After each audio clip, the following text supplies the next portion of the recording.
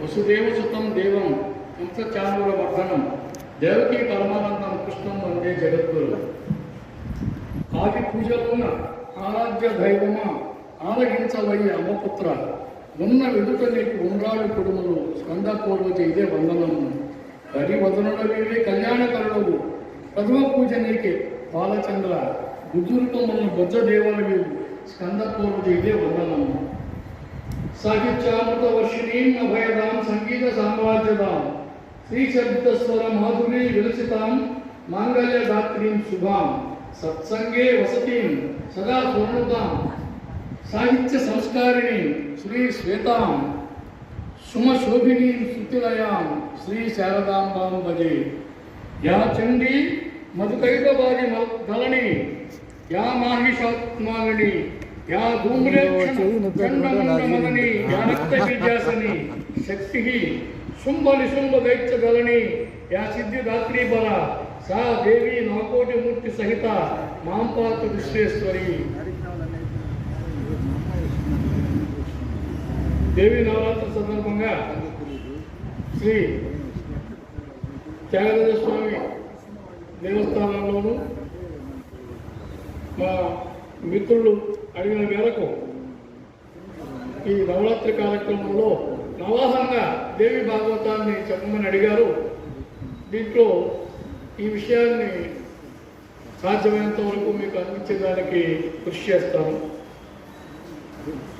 వాగర్ధావివ సంతృప్తం వాగర్ధ ప్రతిపత్తయే జగత పితరో వందే పార్వతీ పరమేశ్వరం. ఇక పురాణం, ఇది దేవి భాగవతం పురాణం వరకు వస్తుంది. పురాణం పూర్ణచంద్రేణ అంటారు. శృతి జ్యోత్స్నా ప్రకాశిత. ఈ యొక్క పురాణం అనేటటువంటిది పూర్ణచంద్రుడు ఎంత వెలుగిస్తుందో ఆ విధంగా ఈ పురాణాలు అనేవి ఉన్నాయి అని చెప్పుకొస్తారు. లోకవృత్తి ఇతిహాస పురాణ విషయం పురాణస్య విషయం. ఈ పురాణాల్లో అంతా కూడా ఏముంటుందంటే లోకంలో జరిగేటటువంటివన్నీ కూడా విషయాల్ని అందుబాటులో తీసుకొచ్చి మనకు అందించారు. అలాగే ఇక్కడ దీంట్లో దేవి భాగవతం అని అన్నారు. దేవి అనే పేరు ఎందుకు వస్తున్నదంటే మనకు ప్రతి చోట కూడా ఈ శ్రీ సూక్తంలో అమ్మవారు లక్ష్మీదేవి గురించి చెప్పిన, సరస్వతీదేవి గురించి చెప్పిన, పార్వతీదేవి గురించి దేవి అనేటటువంటి పదవి వస్తున్నది.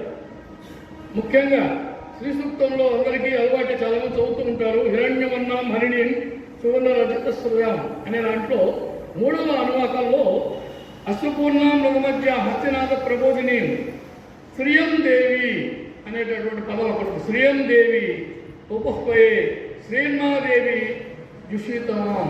ఇక్కడ 2 సార్లు లక్ష్మీదేవిని ప్రస్తుతిస్తూ దేవి అని చెప్పడం జరిగింది. అలాగే అందరికీ తెలిసినట్టు గౌరీదేవి గురించి అనుకుంటూ సర్వమంగళ మాంగళ్యే శివే సర్వార్థ సాధికే శ్రైణ్యే త్రంబకీ దేవి. మళ్ళీ ఇక్కడ పార్వతీదేవిని చెప్పేటప్పుడు కూడా శ్రైణ్యే త్రంబకీ దేవిని అక్కడ చెప్పడం జరిగింది. నారాయణి నమోస్తుతి అని. అదే శ్రీ సూక్తుల్లో మళ్ళీ చివరగా ప్రణోదేవి సరస్వతి అని చెప్పి. కాబట్టి శ్రీ సూక్తం చూస్తే 3 అమ్మలకి అనుకూలమైనటువంటి స్తోత్రం అది.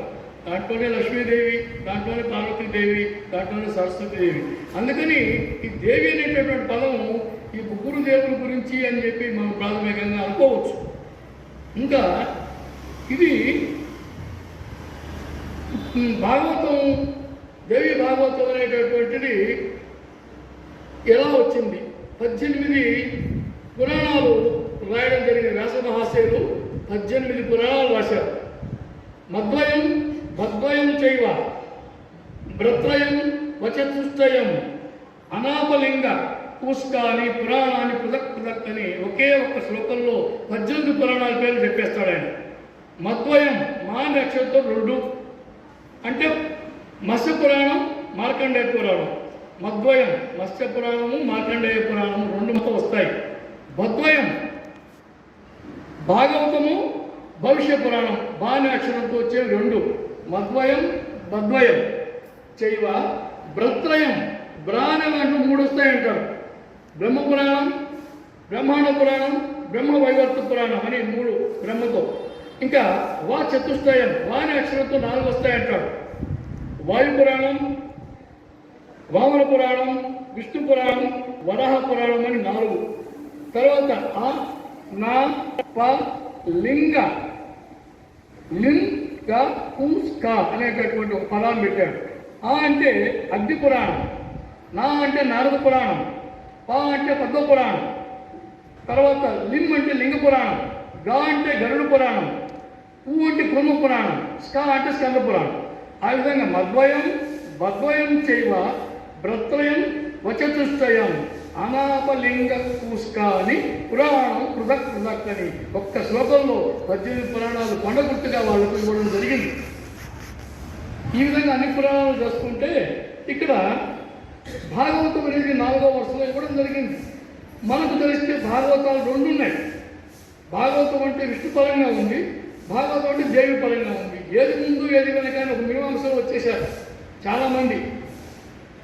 ఈయన ఈ రాసినటువంటి 18 పురాణాలు అంటే అష్టాదశ పురాణాలు రాసిన వ్యాసుడు, తర్వాత భారతాన్ని రాశాడు, తర్వాత ఉపపురాణాలు రాశాడు, 18 ఉపపురాణాలు, ఇంకా అనేకలు రాసిన తర్వాత మానసికంగా ఆయన చాలా సంక్లిష్టంగా ఉన్నాడు. ఇన్ని చేశామే మనకేదో ఒక తెలియనటువంటి అశాంతి ఆయన్ని వెంబాడించింది. అటువంటి పరిస్థితుల్లో ఒకసారి నారదమాచార్యులు గారు, ఏంటి వ్యాసోత్తమ అలా ఉన్నామంటే, ఎన్నో నేను పురాణాలు అష్టాదశ పురాణాలు రాశాను, 18 అంటే 18 ఉపపురాణాలు రాశాను, భారతం రాశాను, అయినప్పటికీ నాకేదో మానసికంగా క్షోభ ఉంది, తీరలేదంటే విష్ణు పరంగా భాగవతం రాయమని నారదుడు చెప్పడం, తర్వాత భాగవతం రాయడం, దాని తెలుగులో మన బొమ్మల పోతల గారు, మనకు పోతల గారి భాగవతం మనకి ఎక్కువగా అలవాటు కనుక ఈ మీమాంస తీరిపోయింది. మొదట ఈ బద్వయం అనే దాంట్లో భాగవతము, అలాగే భవిష్యత్ పురాణం అంటే దీంట్లో భాగవతం అంటే దేవి భాగవతం ఉందా, విష్ణు భాగవతం ఉందా అనేది మీమాంస ఉంటే ఇది తీరిపోయింది. ఎందుకనంటే అష్టాదశ పురాణాలు రాసి అలసిపోయినాను, మానసిక నాకు శాంతి లేదని చెప్పిన దాని వల్ల అప్పుడు తెలిసింది. కాబట్టి ముందు రాసినటువంటిది దేవి భాగవతము, తర్వాత రాసినటువంటిది శ్రీమద్ భాగవతం అనేది మనకు తెలుస్తుంది. ఇట్లా దీంట్లో చెప్తూ అయితే ఈ భాగవతం ఏంటి, భాగవతం చెప్తే దీంట్లో అన్నీ ఒకటేలా ఉన్నాయా అంటే, దీంట్లో కొన్ని పురాణం పంచలక్షణం అంటారు. 5 లక్షణాలు ఉంటేనే ఇది పురాణం కింద అవుతుంది, లేకుంటే పురాణం కాదు. పురాణం పంచలక్షణం అని చెప్తారు. సర్గశ్చ ప్రతిసర్గశ్చ వంశో మన్వంతరాణిచ వంశాను చరితం చేయవ పురాణం పంచలక్షణం అని ఒక నానుడు. అంటే సర్గశ్చ ఒక సర్గం ఉండాలని, ప్రతిసర్గ ఉపసర్గలు ఉండాలని, వంశ చరిత్రలు ఉండాలని, మన్వంతరాల గురించి చెప్పాలని, వంశ ఇతర చరిత్రలన్నీ ఉంటే ఈ 5 లక్షణాలు ఉంటేనే పురాణం అంటారు. పురాణం పంచలక్షణం. సర్గశ్చ ప్రతిసర్గశ్చ వంశో మన్వంతరాణిచ వంశాను చరిత్రం చేయడం పురాణం పంచలక్షణం అని చెప్పడం జరిగింది. అయితే దీంట్లో సర్గ కిందకి వచ్చినవి ఏంటంటే, ఈ సర్గకి పరాత్పరైన దేవి గురించి, పరాత్పరైనటువంటి దేవి గురించే ఈ సర్గలో వస్తుంది. దీంట్లో 3 రకాల శక్తులు ఉన్నాయి ఆమె దగ్గర. దేవి దగ్గర నుంచి సాత్విక శక్తి, రాజస శక్తి, తామస శక్తి, సప్తరజ స్తమ గుణాలు అంటాం కదా, అలాగే ఈ దేవిలో కూడా 3 రకాలైనటువంటి శక్తులు ఉన్నాయి. అంటే సాత్విక శక్తి మహాలక్ష్మి, రాజస శక్తి మహాసరస్వతి, తామస శక్తి మహాకాళి. ఆ విధంగా సర్గ అనే దాన్ని దేవి గురించి, ప్రధానంగా దేవి గురించి చెప్పడం అనేటటువంటి సర్గలో ఉంటుంది. సాత్విక శక్తి, రాజశక్తి, తామస శక్తి 3 కలిస్తేనే దేవి విషయం వస్తుంది. తర్వాత ప్రతిసర్గాన్ని 2వ లక్షణం, ఈ పురాణానికి 2వ లక్షణం ఏంటంటే ప్రతిసర్గ. దీంట్లో దేవి తన యొక్క అంశాలుగా 3ని సృష్టించడం జరిగింది. త్రిమూర్తి సృష్టి, సృజనాశక్తి, పాలనాశక్తి, సంహార శక్తి. అంటే బ్రహ్మ విష్ణు మహేశ్వరులుగా 3ని దాంట్లో ఇవ్వడం జరిగింది.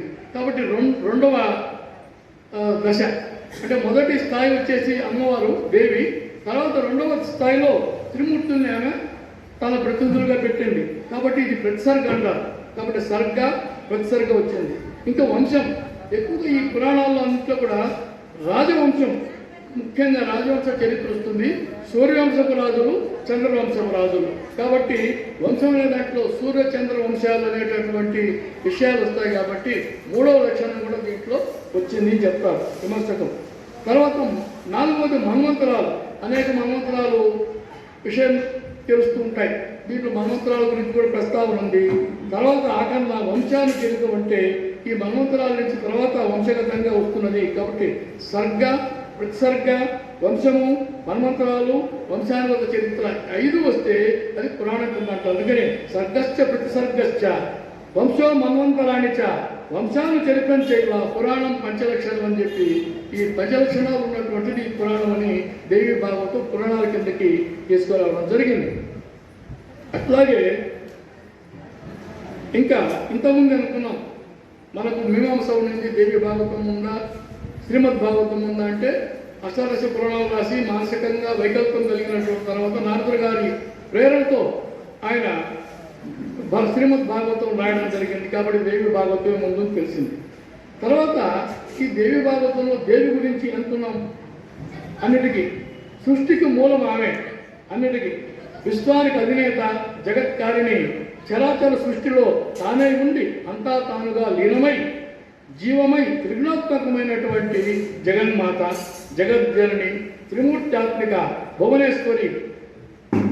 ఈమె యొక్క మహత్యం చెప్పాలంటే మానవ తరమా కష్టమే.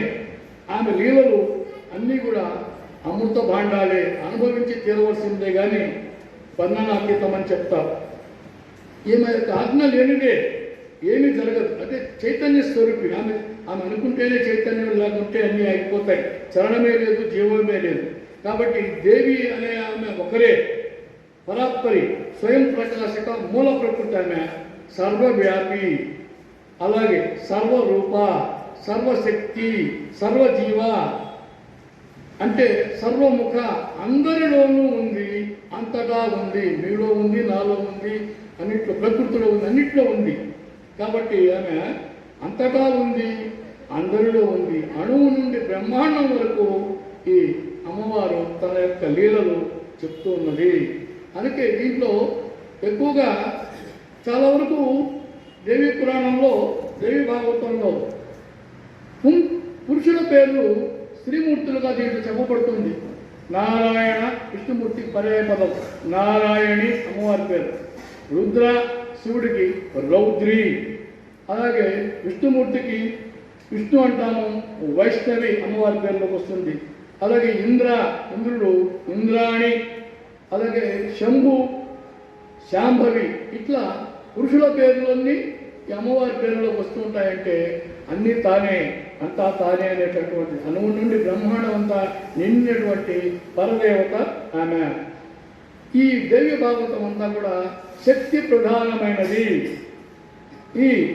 మనము ఈ శక్తి అనే పదం మనం నిత్య జీవితంలో మనకు వాడుకలోకి వస్తే శక్తి అంటే అమ్మవారు కాదు. మనం అనుకుంటూ ఉంటాం మా వాడికి చాలా బలహీనంగా ఉందండి, ఆటోమేటిక్గా చెప్తాం. మా వాడికి శక్తి లేదండి, నడవడానికి కూడా అంటారు. మళ్ళీ మందులు ఇస్తే బాగా వచ్చింది, బలం వచ్చిందంటే శక్తి వచ్చింది అంటారు. మన నిత్య జీవితంలోనే శక్తి అనేటటువంటిది మన వెంబడి ఉంది. అంటే మనకు ఏదన్నా బలహీనంగా అయితే శక్తి లేదంటాం, బలం వచ్చిందంటే శక్తి వచ్చిందంటాం. అమ్మవారే. అయితే మనకు బలం తగ్గింది, విష్ణు వచ్చింది, విష్ణువు తగ్గింది అనగా బలం వచ్చిందంటే విష్ణు వచ్చాడని చెప్పంగా, శివుడు వచ్చాడని చెప్పంగా, బ్రహ్మ వచ్చాడని చెప్పంగా శక్తి వచ్చిందంటాం. కాబట్టి శక్తి అనేటటువంటిది జీవులతో ముడిపడి ఉంది చెప్పడానికి ఇదే ఉదాహరణ. కాబట్టి ఈ దేవి భాగవతం అంతా శక్తి ప్రధానమైంది. మన జీవితాల్లో శక్తి అనే పదము నిత్యం ముడిపడిపోయినది. బలం వస్తే శక్తి వచ్చిందంటాం, బలం తగ్గితే శక్తి తగ్గిందంటాం. కనుక అంతా ఆమె. కాబట్టి ఏది యోగ్యమో అదే ఇస్తుంది. మనకు శక్తి మీద మనం ఎక్కువగా ప్రార్థన చేసి నాకు ఇది కాలేదంటే మీకేది తగిందో, బిడ్డకేది తగ్గిందో తల్లి అదే ఇస్తుంది. చిన్నపిల్లలు ఏడుస్తుంటారు, మారం చేస్తారు, తల్లి అన్నీ పెడుతుందా? పెట్టదు. దానికి ఏది సూట్ అవుతుందో, ఏది అనుకూలం అవుతుందో ఆరోగ్యానికి అదే పెడుతుంది. అలా కూడా అమ్మవాడు అంతే. మన అమ్మలాగే అమ్మలకన్నా అమ్మ, అంతకంటే మించిన అమ్మ. కాబట్టి ఏది యోగ్యమో అదే ఇస్తుందని చెప్పడానికి ఇది కూడా నిత్య జీవితంలో మనం చూస్తూనే ఉన్నాం. అలాగే మనకు భాగవతంలో వినుంటా పోతన గారు చెప్పాడు, చూచువారులను కృపచూచువాడు. గజేంద్రుడు చెప్తాడు గజేంద్ర మోక్షంలో, చూచువారులను కృపచూచువాడని వినిపిస్తాడు. ఏమి కూడా ఆమె కట్టు చూస్తే ఆమె కృప చూస్తుంది. చూచువారులు కృపచూచు దేవి అని అన్వయించుకోవడమే. అలాగే బాబా గారు కూడా చెప్తారు, నీవు నా వైపు చూడు, నేను నీ వైపు చూస్తా, నువ్వు నా వైపు ఒక అడిగై, నేను నీ వైపు ఒక అడుగు వేస్తా, you look to me, I look to you అన్నట్టుగా. కాబట్టి చూచువారులు కృపచూచు దేవి, భగవంతుడు పరాత్పరు ఎవరైనా అంతే, ఎవరు చెప్పినా ఒకటే మాట, ఆయన వైపు మనం చూస్తే మన వైపు అది. మనం వెంకటేశ్వర దగ్గరికి పోతాం, నెట్టుకుంటూ ఉంటారు, కానీ మనం ఆయన చూడడానికి నానాయాత్ర పడుతుంటాం. ఇక్కడికి పోయిన తర్వాత అంతా వెళ్ళి కళ్ళు మూసుకొని దండం పెట్టుకుంటాం. నువ్వు ఆయన దగ్గర చూడడానికి పోయి కళ్ళు మూసుకొని దండం పెట్టి ఏ ఉపయోగం? ఆయన నేరుగా నువ్వు చూస్తూ ఉండు, ఏదో ఒక క్షణంలో ఆయన 3 గంటైనా నీ నెత్తిన పడితే అది ఇంక గొప్ప అయిపోతుంది. అది 3 గంటలు చూసినా మనకు 1 రెట్లు వస్తుంది. నీ చేతి రాతలో మా తల రాతలు ఉన్నాయంట అని చెప్పుకున్నా సరదాగా. వెంకటేశ్వర చేతి రాతలో మన తలరాతలు ఉన్నాయి. కాబట్టి ఆయన దగ్గరికి పోయినప్పుడు కళ్ళు మూసుకొని చూడొద్దు, కళ్ళు తెరుచుకొని చూడండి. ఏదో సమయంలో మనకు ఆయన కళ్ళు తెరిచినట్టు మనకు కనపడుతుందేమో చెప్పలేము. కనుక ఈ విధంగా దేవి భాగవతం కూడా శక్తి ప్రధానమైనటువంటిది అనేటటువంటి విషయాన్ని ముఖ్యంగా తెలుసుకోవాలి. ఇంకా ఈ దేవి భాగవతం ఒక మహాయజ్ఞం లాంటిది. ఇది యజ్ఞంతో సమానమైనటువంటి సప్తాహమైన నవాహమైన, అంటే వారం రోజులైనా సప్తాహము, 9 రోజులైతే నవాహం. సప్తాహమైన నవాహమైన ఒక్క రోజైనా సరే ప్రయత్నం చేస్తే ఈ శ్రవణం అనేటటువంటిది ఇది ఒక యజ్ఞంతో సమానమైనది. శ్రవణం, పఠనం ఎప్పుడు చేయాలి అనేటటువంటిది మీమాంస వస్తుంది. ఎందుకు చేయాలి, ఎప్పుడు చేయాలి, ప్రత్యేకమైనటువంటి ఏమన్నా ఉన్నాయా అని అంటుంటే దానికి ఏమి నియమాలు లేవంటాడు. మాసానాం నియమో నాత్ర, దినానాం నియమోపివ సదాసేవ్యం దేవీ భాగవతం నరై అని చెప్పాడు. నరులకి ఒక నియమం ఇచ్చేశాడు. మాస నియమం లేదండి, రోజు నియమం లేదు, వార నియమం లేదు. సదాసేవ్యం ఎప్పుడూ దేవి భాగవతం వినొచ్చు, ఎప్పుడు చదవచ్చు, ఎప్పుడు దాని మీద ధ్యానం చేయొచ్చు. ఇది దేవి భాగవతం మానస ఖండంలో 1వ అధ్యాయంలో చెప్పబడింది. అంటే ఈ పురాణాన్ని ఏ నెలలో వినాలి, ఏ నెలలో అంటే కొంతమందికి దేవి భాగవతం దసరాలప్పుడు వింటే బాగుంటుందంటే ఎప్పుడైనా వినొచ్చు. అంటే నవరాత్రులు 2 రకాలు ఉంటాయి. వసంత ఋతువులో వచ్చే వాటిని వసంత నవరాత్రులు అంటారు, శరత్ ఋతువులో వచ్చే శరన్నవరాత్రులు. ఇప్పుడు శరన్నవరాత్రుల్లో మనం ప్రాథమికంగా ఇవాళ పెట్టుకున్నాం. ఇది ఇప్పుడే కాదు, ఎప్పుడైనా వినొచ్చు, ఏ వేళలో వినొచ్చు, ఎవరైనా వినొచ్చు. దీనికి కులము, మతము, తెగ ఏమీ లేదు. మానవుడైతే సార్ వినొచ్చు అన్నారు. అంత గొప్పగా ఇచ్చేశారు వ్యాసుల వారి దాంట్లో. ఇంకా శ్రీమద్ భాగవతం ఎస్తు పఠేత్వ శృణుయాదపి శ్లోకార్థం శ్లోకపాదం వాసయాతి పరమాంగతి. చాలామంది అంటారు, అబ్బాది 1000 పేజీలు పుస్తకం అండి అంటే 18,000 శ్లోకాలు ఉన్నాయి, 12 స్కందాలు ఉన్నాయి, 325 అధ్యాయాలు ఉన్నాయి. ఇన్ని ఎక్కడ చదవాలంటే దాంట్లో చెప్పాడు వ్యాసుడు వారు. శ్రీమద్ భాగవతం ఎస్తు పఠేత్వ శృణుయాదపి శ్లోకార్థం, శ్లోకమే చదవండి అయ్యా. శ్లోక అర్థం, ఒక శ్లోకంలో ఒక వాక్యం చదవండి, లేక శ్లోక ఒక పాదం చదివినా మీకు పుణ్యం రాసి పెట్టారంటారు. అది అరుణాచలం వెళ్ళిన వాళ్ళకి వెళ్ళక ముందు జీవితం ఒకటి, వెళ్ళిన తర్వాత ఒకటి రాస్తాడు చిత్రగుప్తుడు. ఆ విధంగా ఈ దేవి భాగవతం అని అనుకుంటే ఆ పేరు కలిసినా చాలు, దాంట్లో గొప్పతనం ఉన్నటువంటిది చెప్తాడు. విన్నా, చదివినా, వినిపించిన, చదివించిన సత్ఫలితం వస్తుంది. ఇప్పుడు చూడండి, ఇక్కడ నాకు మా మిత్రుల ద్వారా ఇక్కడ రమ్మని వచ్చింది. ఇక్కడ వాళ్ళ మాట నేను విన్నాను, ఇక్కడ చెప్తున్నాను, వినిపించమని అమ్మవారు కోరారు. ఇక్కడ మీరందరూ వింటున్నారు. మీ అందరికీ పుణ్యము, మీకు చెప్పిన దానికి నాకు, పఠనానికి శ్రవణానికి కూడా. మీకు చెప్తూ నేను మళ్ళీ వింటున్నా, నేను కూడా వింటున్నా, నేను చెప్పేది నాకు వినపడుతుంది. కాబట్టి నాకు వదనం, పఠనం 2 వస్తున్నది, అలాగే శ్రవణం కూడా. కనుక భక్తితో దేవి భాగవతంలో ఒక్క శ్లోకాన్ని కానీ శ్లోక భాగాన్ని కానీ చదివినా, విన్నా, చదివించిన సత్ఫలితం వస్తుంది, అమ్మ అనుగ్రహం వస్తుంది. కాబట్టి మీ అందరికీ కూడా అమ్మ అనుగ్రహం ఉండబట్టే ఈ కార్యక్రమం మనం తీసుకున్నాం. ఇంకా ఈ గ్రంథానికి ఏం చదవటం లేదు, మన ఇంట్లోనే పెట్టుకున్న గుడ్డ చుట్టి పెట్టాడు. నేను గుడ్డ చుట్టుకొచ్చి దీనికి తీశాను. కొత్త వస్త్రం చుట్టి పెడితే చాలు, మీరు చదవకున్నా కూడా మీ అకౌంట్లో పుణ్యం వేస్తుందట. దేవి భాగవతం ఇంట్లో ఉంటే చాలు, మీరు చదవకున్నా. అంటే కొంతమంది నిరక్షరాస్తులు ఉంటారు, మాకెందుకు అంటే ఏళ్ళ పుస్తకం కొని గుడ్డ చుట్టి పెట్టినా చాలు. దానివల్ల మీకు ఫలితం వస్తుందంటాడు. ఇదంతా నేను చెప్పింది కాదమ్మా, వ్యాసుల వారు చెప్పిన మాటే. అమ్మ అనుగ్రహానికి పాత్రలు అవుతారన్నారు. కనుక దీనివల్ల ఎలాంటి భయాలు ఉండవు, భూత ప్రేత వినాశనం ఉండదు, రాజ్యలాభము, సంతాన ప్రాప్తి, ఐశ్వర్యము. ఈ పురాణం కనుక మీ ఇంట్లో ఉంటే దుష్ట భయాలన్నీ కూడా పోతాయి. ఎలాంటి మామూలుగా ఇప్పుడు చెప్తుంటారు ఎక్కువగా పాజిటివ్ వైబ్రేషన్, నెగిటివ్ వైబ్రేషన్ అని అంటుంటారు, పదాలు ఎక్కువ వాడుతుంటారు. వాస్తులో ఇది పెట్టండి మీకు నెగిటివ్ వైబ్రేషన్స్ పోతాయి, ఇది పెట్టండి పాజిటివ్ వైబ్రేషన్ వస్తాయని. ఈ పుస్తకం ఇంట్లో ఉంటేనే ఇదే ఇది ఈ మామూలుగా అమ్మవారు అంటే ఆమె దీంట్లో శ్రీచక్రం మీద ఉంటుంది కనుక ఆ పుస్తకం ఉంటేనే ఇంట్లో శ్రీచక్రం ఉన్నట్టే. శ్రీచక్రం ఇంట్లో ఉంటే ఎటువంటి వాకిలైనా, పడవల వాకిలైనా, దక్షిణ వాకిలైనా శ్రీచక్రం ఇంట్లో ఉంటే తూర్పు లెక్కే ఇల్లు, తూర్పు ముఖంగా ఇల్లు ఉన్నట్టే దీంట్లో చెప్తారు. శ్రీచక్ర విలసనం అనే పుస్తకంలో అది చెప్పడం జరిగింది. కనుక ఈ పుస్తకం మీ ఇంట్లో ఉంటే అన్ని భయాలు తొలగిపోతాయి. సంసార సాగరాన్ని దాటించేటటువంటి నావా. అలాగే అందరికీ ఆరోగ్యం, ఆయుర్దాయం వస్తుంది. ఇది ఫలితం ఎందుకు చెప్తున్నా ముందంటే, ముందే ఫలితం తెలిస్తే ఈ 9 రోజులు శ్రద్ధగా వింటారని ఫలితాన్ని ముందు చెప్పడం జరిగింది. మరి చివరబడిన గీతా ఫలితాలను చెప్తాం. కానీ చదివితే ఏమొస్తుంది, మీ ముందుగా మనసుని ఎక్కడెక్కడో పెట్టుకుంటుంది మనసు, అది దాన్ని ఆకట్టుకొని ఈ ఫలితం అనేది తెలిస్తే ముందు ఏం తెలియకుంటే మనం వింటుంటాం, ఫలితం తెలిస్తే మరి కొంచెం శ్రద్ధగా వింటామని వ్యాసుల వారు ముందే చెప్పడం జరిగింది.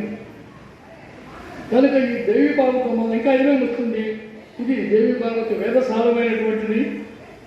అలాగే వేద శ్రవణం, వేదం విన్నటువంటి ఫలితం వస్తుంది, సర్వపాప వినాశనకరం. ఇంకా దీని యొక్క పారాయణం వలన ముముక్షువులకు మోక్షం వస్తుంది, జిజ్ఞాసులకు జ్ఞానం వస్తుంది, అన్వేషకులకు సత్యం తెలుస్తుంది, రాజులకు విజయము, ముఖ్యంగా కన్యలకు వివాహం అవుతుంది అని చెప్పడం జరిగింది. వివాహం అయితే ఐశ్వర్యం కూడా వస్తుంది. ఈ విధంగా ఈ పారాయణ ఫలితాన్ని, శ్రవణ ఫలితాన్ని, పఠన ఫలితాన్ని కూడా ఇచ్చారు. కనుక దేవదేవికి, ఆ పరాత్పరే దేవదేవికి, దేవి భాగవతాన్ని మనకు అందించినటువంటి వ్యాసుల వారికి నమస్కరించుకున్నాం. అలాగే ఈ దేవి భాగవతాన్ని పూర్తిగా వివరించలేకపోయినా చెప్పే కదా, 18,000 శ్లోకాలు, 12 స్కందాలు, దాదాపు 2 పేజీల పైన ఉన్నటువంటి పుస్తకం. దీన్ని తెలుగులో చాలామంది రాశారు, వచనంలో రాశారు, పద్యాల్లో రాశారు. మన నెల్లూరు ఆయనే అలసర సుబ్బరావు గారిని దీన్ని 9,000 పద్యాలతో దేవి భాగవతాన్ని రాస్తున్నారు, మాకు మిత్రుడైన. అలాగే బేతవ బ్రహ్మం గారు వచనంలో రాశారు చాలా వరకు. ఇంకా వేరే చాలామంది, ఇది ఒక 5-6 మంది పద్యాల్లో రాశారు, 5-6 మంది వచనంలో రాశారు. నేను బేతవ రామబ్రహ్మం గారి పుస్తకాన్ని ఆధారంగా మీకు విషయాలు అందిస్తున్నా. కనుక ఈ నవాహంలో ఆ దేవదేవి జగన్మాత సనాతని, ఆ పరాశక్తి ఏ సందర్భాల్లో ఎవరెవరికి ఎలా దర్శనమిచ్చారు, ఏ మహత్యాలు చూపించారో వాటిని సంగ్రహంగా మీకు అందించడానికి నా ప్రయత్నం చేస్తాను. అమ్మ దయ ఉంటే అన్నీ ఉన్నట్లే. ఆమె లీలలు, ప్రేమ, వాత్సల్యము అన్నీ అనుభవించాల్సిందే కానీ కేవలం మాటల్లో చెప్పలేము. ఈ నవాహం నుండి దేవి భాగవత సారాన్ని మనందరం స్వీకరిద్దాం. ఇప్పుడు చెప్పేవాళ్ళని వక్త అంటారు, వినేవాళ్ళని శ్రోత అంటారు. వక్తకి, శ్రోతకి అమ్మ అనుగ్రహం ఉండబట్టే నేను ఇక్కడ చెప్తున్నా, నేను ఇక్కడ వచ్చాను. కాబట్టి వినడానికి వచ్చిన మీకు, చెప్తున్న నాకు, అందరికీ కూడా అమ్మవారి కటాక్షం ఉందనే దానికి అది పరమ సత్యం, సత్యం పునఃసత్యం. కనుక ఉండబట్టి మనకి అవకాశం వచ్చింది అనుకుంటున్నాం. తర్వాత ఈ అమ్మవారిని ధ్యానించాలి, పూజించాలి, పఠించాలి అనుకుంటుంటాం. ఎలా అనేటటువంటిది కూడా ఆయన చెప్తున్నారు. ఆ దేవదేవుని ఎలా పూజించాలి, ఎలా కేవలం ఏదన్నా కుంకుమార్చన చేయాలన్నా, లేకుంటే పారాయణం చేయాలన్నా, లేకుంటే దీక్ష పట్టాలా, ఉపవాసాలు ఏవన్నీ చెప్పారు. స్మృత, సంపూజిత, భక్త్య, ధ్యాత, ఉచ్చరిత, స్తుత, తదాది వాంఛితాన్ అర్థాన్ కామదాతి అని కర్చతే.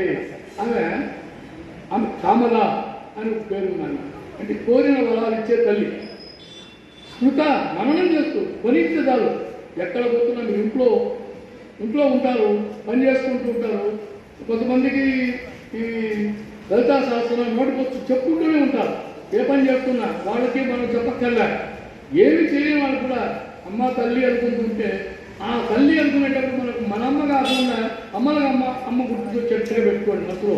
కాబట్టి స్మరిస్తే రాదు, పూజించాలి. ఇంకా ధ్యానించడం, ఉచ్చరించడం అష్టోత్తరాలు కానీ, అలాగే సహస్రనామ గారి కొలవడం, స్తుతించడం, ఇటువంటివన్నీ చేస్తే వాంఛితార్థాన్ కామదాకేణ కక్షతే. ఎవరికి భక్తితో అక్కడ చెప్పాడు, భక్తాన్ని భక్తి ఉండాలి. కనుక భక్త్యాం భాగవతం జ్ఞేయం. భక్తి ఉంటేనే భాగవతం అర్థమవుతుంది, వంటబడుతుంది. భక్తి లేకుండా ఏదో మొక్కుబడిగా వాళ్ళు పిలిచారని దేవి నాగదేవి ప్రసాద్ గారి వచ్చి ఏదో అక్కడ చేస్తే కాదు, దీనికి ఒక ప్రయత్నం చేయాలో చెప్పాలి. కనుక భక్తితో మనం చిన్నది చేసినా కూడా అది ఫలితం బాగుంటుంది చెప్పడం. కనుక భక్తితోనే భాగవతం తెలియబడుతుంది అని చెప్తారు. ఇంకా ఈ దేవి భాగవతంలో మొట్టమొదటి శ్లోకాన్ని ప్రారంభించేటప్పుడే ఆయన వ్యాసుల వారు గాయత్రిని పెట్టేశారు. మొదటి శ్లోకంతో గాయత్రి గురించి చెప్పి ద్వాదశ స్కంధంలో గాయత్రి చరిత్ర చెప్తాడన్నమాట. మొట్టమొదటి వాక్యమే గాయత్రి మంత్రం. ఇది విశ్వజనీన గాయత్రి మంత్రం అంటారు దీన్ని. మనం మామూలుగా ఇంట్లో సంధ్యానుష్ఠానం చేస్తూ గాయత్రి మంత్రం చెప్తాం. ఉపనయనమైన వాళ్ళందరికీ అది అందరూ బ్రాహ్మణ క్షత్రియ వయస్సు వరకు అది ఉన్నది.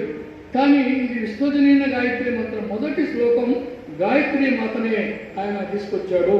అంటే అమ్మవారి యొక్క రూపాల్లో గాయత్రి కూడా ఒకటి. కాబట్టి ఇది ఒకసారి నేను చెప్తాను, మీరు కూడా పలకండి. ఎందుకంటే విశ్వజనీన గాయత్రి మంత్రం దీనికి ఏమీ అడ్డంకులు లేవు, చదవచ్చు.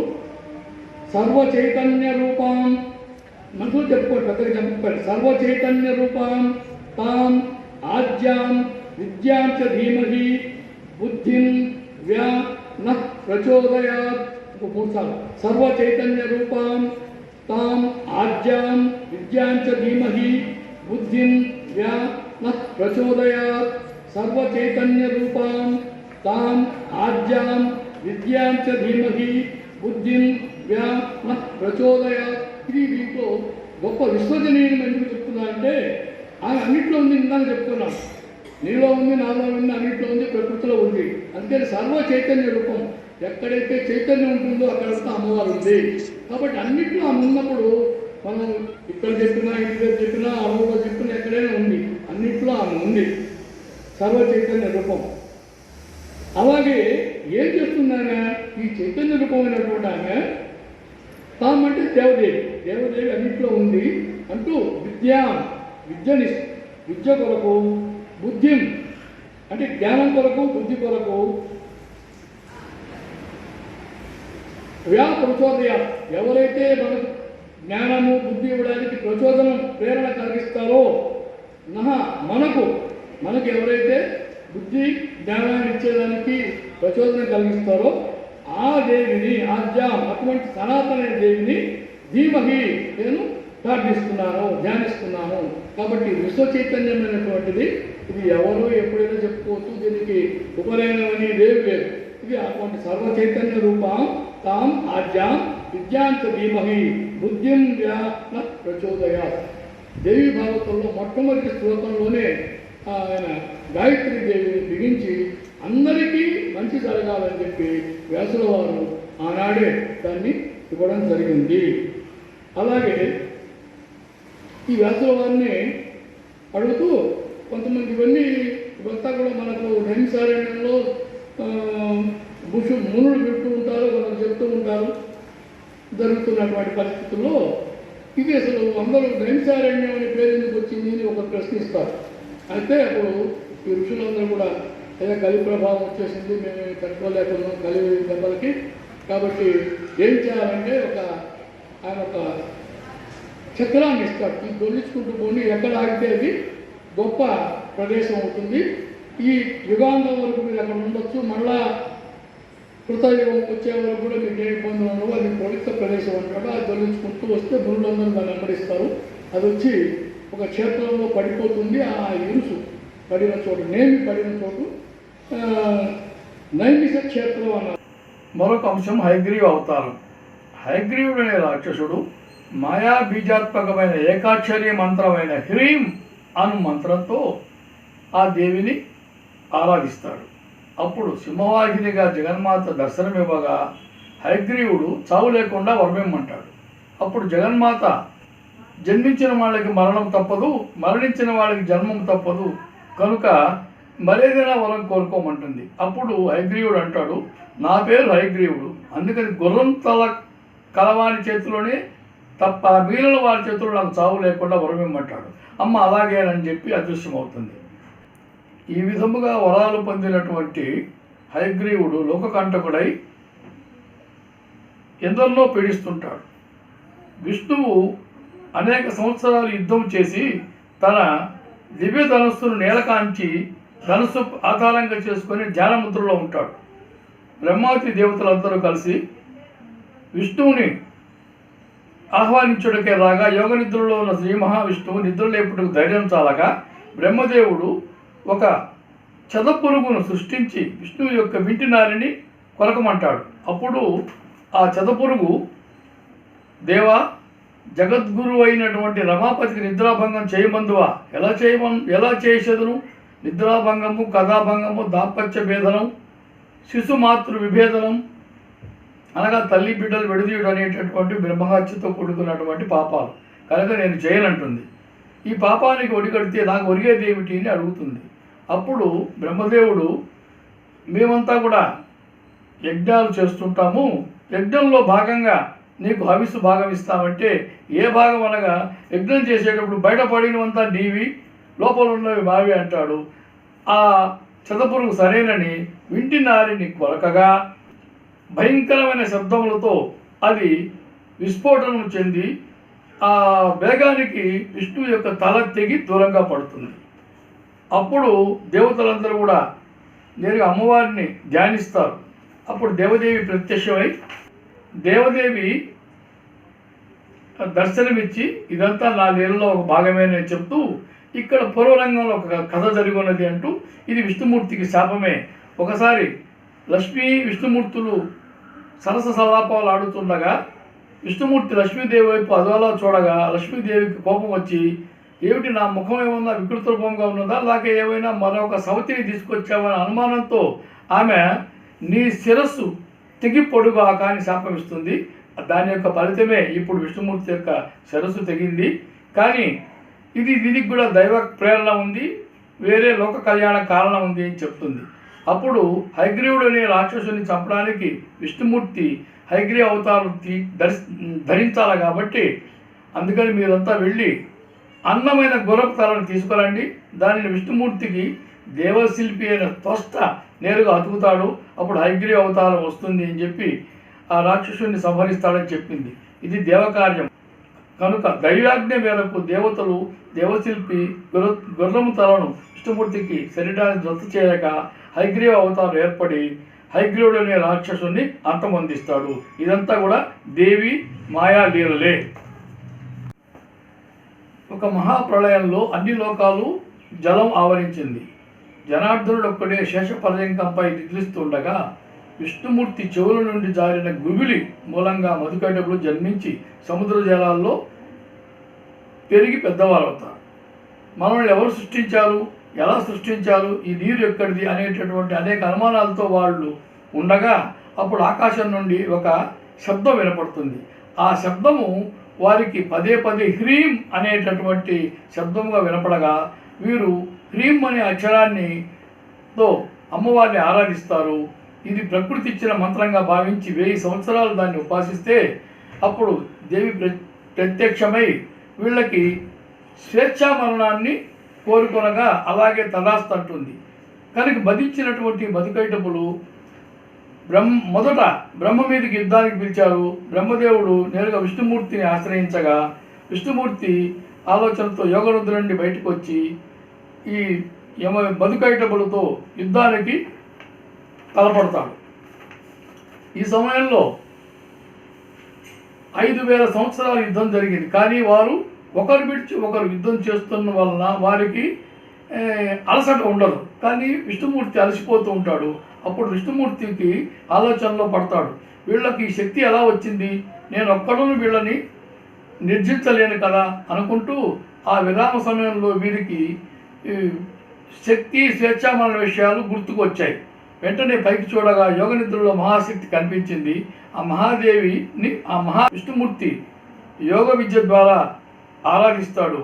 దేవదేవి చెప్తుంది, నేను మాయాపాయంతో వాళ్ళని ఆవహిస్తాను, అప్పుడు నువ్వు వారితో యుద్ధం చేయి, అప్పుడు వాళ్ళు అంతమవుతారని చెప్తుంది.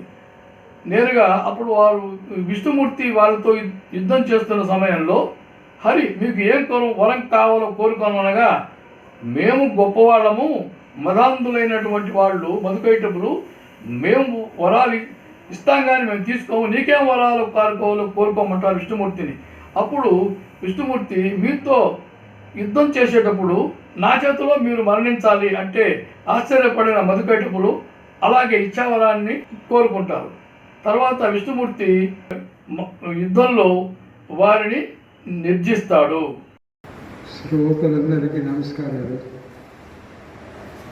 ఇక్కడ ఈరోజు ప్రవచనం చేసినటువంటి నరసింహారావు గారు, నేను ఇద్దరం కూడా సహోపాధ్యాయులు. నిటుగుంటపాలెంలో ఒక 40 ఏళ్ళ నాడు మేమిద్దరం పనిచేశాము. ఆయన టీచర్గా మంచి టీచర్ అని చెప్పలేదు, డెడికేటెడ్ టీచర్. కానీ ఆ రోజుల్లోనే కొంత బహుముఖ ప్రజ్ఞాశాలి అనేటువంటి విషయం కొంత అర్థమైంది. కానీ ఈరోజు ఈ ఉపన్యాసం ఉన్న తర్వాత అపారమైన పాండిత్యం సంపాదించారు. బాగా ప్రవచనం చాలా చక్కగా, ఎంతోమంది ప్రవచనాలు వింటూ ఉంటాం, కానీ వాళ్ళని తగ్గిపోయినటువంటి రీతిలో బాగా పెద్ద ప్రవచనకారుల మాదిరే అనర్గళంగా చెప్పడం అనేది, అదిగా సులభశైలిలో అందరికీ అర్థమయ్యేటట్టు ఆకర్షణీయంగా చెప్పడం అనేది నాకు చాలా సంతోషంగా ఉన్నది. చాలా విషయాలు చెప్పారు వాళ్ళు, బాగా సులభశైలిలో చెప్పడం. అందువల్ల వారిని మనసారా కూడా అభినందిస్తున్నాను. మా మిత్రులు ఈ విధంగా ఇక్కడ వచ్చి 10 మందికి ఉపయోగపడే రీతిలో ఈ ప్రవచనాలు జరుపుతున్నారు అనేది కూడా నాకు చాలా సంతోషంగా ఉన్నది. వారిని యథావిధిన సన్మానం చేయాలని తలపెట్టి ఈ విధంగా చేస్తున్నాం. అందరికీ అభినందన.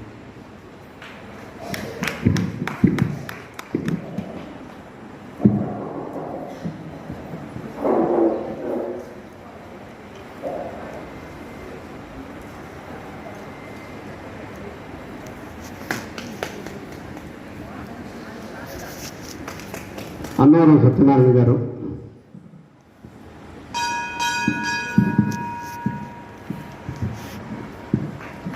తర్వాత లలితా సహస్రనామం, ఆ తర్వాత కట్టు